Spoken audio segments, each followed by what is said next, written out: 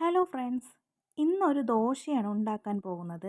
വെറും ദോശയല്ല, മുതിർന്നവർക്കും കുട്ടികൾക്കും ഒരുപോലെ ഇഷ്ടപ്പെടുന്ന ഒരു ദോശ. ഇത് കഴിക്കാൻ കറികളുടെ ആവശ്യം വേണ്ട. അപ്പോൾ തുടങ്ങിയാലോ? ഒരു ബൗൾ എടുത്ത് ദോശയ്ക്ക് ആവശ്യമായ ഗോതമ്പ് പൊടി എടുക്കാം. അതിലേക്ക് ആവശ്യത്തിനുള്ള ഉപ്പും ഇട്ട് ഒന്ന് മിക്സ് ചെയ്ത് വയ്ക്കാം. ഇനി വേണ്ടത് ഒരു മുട്ടയാണ്. അതും പൊട്ടിച്ചൊഴിച്ച് അതും മിക്സ് ചെയ്തെടുക്കാം.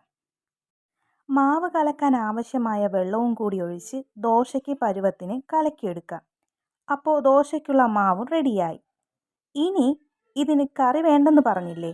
കാരണം ഇതിനകത്ത് ഒരു ഫില്ലിങ് വയ്ക്കുന്നുണ്ട്. അതിനാവശ്യമായ തേങ്ങയും ശർക്കരയും കൂടി വേണം. ചിരകിയ തേങ്ങയും ചീകിയെടുത്ത ശർക്കരയും ഒന്ന് മിക്സ് ചെയ്തെടുക്കാമേ. അപ്പോൾ ദോശയ്ക്ക് ആവശ്യമുള്ള മാവും പിന്നെ ഫില്ലിങ്ങും റെഡിയായി. ഇനി എന്താ? ചുട്ടെടുക്കാം. അതിനായി ദോശക്കല്ല് അടുപ്പത്ത് വച്ച് ചൂടാക്കാം. പിന്നെ ചൂടായ കല്ലിൽ മാവൊഴിച്ച് നല്ല നൈസായിട്ട് പരത്തിയെടുക്കാം.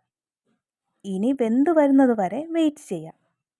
ഒരു സൈഡ് വെന്ത് വരുമ്പോൾ മറിച്ചിട്ട് അടുത്ത സൈഡും കൂടി വേവിക്കണം. വെന്ത് വന്ന ദോശയിൽ റെഡിയാക്കി വച്ചിരിക്കുന്ന തേങ്ങയും ശർക്കരയും കൂടി മിക്സ് ചെയ്ത ഫില്ലിങ് ഇതിനകത്ത് വെച്ച് കൊടുക്കാം. കണ്ടില്ലേ? സിമ്പിളായിട്ട് ഉണ്ടാക്കാം. കുട്ടികൾക്കും മുതിർന്നവർക്കും ഒരുപോലെ ഇഷ്ടപ്പെടുന്ന വെറൈറ്റി ദോശ ഇവിടെ റെഡി ആയിട്ടുണ്ട്. ഇത് നിങ്ങൾ ഉണ്ടാക്കിയിട്ട് അഭിപ്രായങ്ങൾ കമൻറ്റിലൂടെ പറയണേ. ഇഷ്ടമായാൽ ലൈക്ക് ചെയ്യാൻ മറക്കല്ലേ. എൻ്റെ ഇനിയുള്ള വീഡിയോസ് കാണാൻ സബ്സ്ക്രൈബ് ചെയ്യുക, ഷെയർ ചെയ്യുക. അപ്പോൾ അടുത്ത വീഡിയോയിൽ കാണാം. ബൈ.